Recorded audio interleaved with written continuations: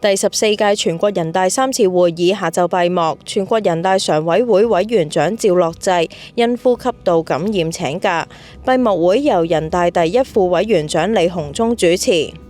李鴻忠發表講話嘅時候話：今年係十四五規劃嘅收官之年，改革發展穩定任務繁重，要堅持穩中求進工作總基調，認真落實今次大會部署要求，堅定信心，真抓實幹，扎扎實實做好各項工作，高質量完成十四五規劃目標任務，為實現十五五良好開局打穩基礎。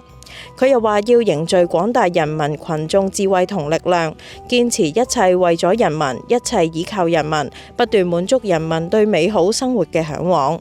今年港區全國人大代表團提出2份聯名建議，包括建立購房資金通同埋推動香港碳交易體系建設。星島頭條記者郭詠欣喺北京報道。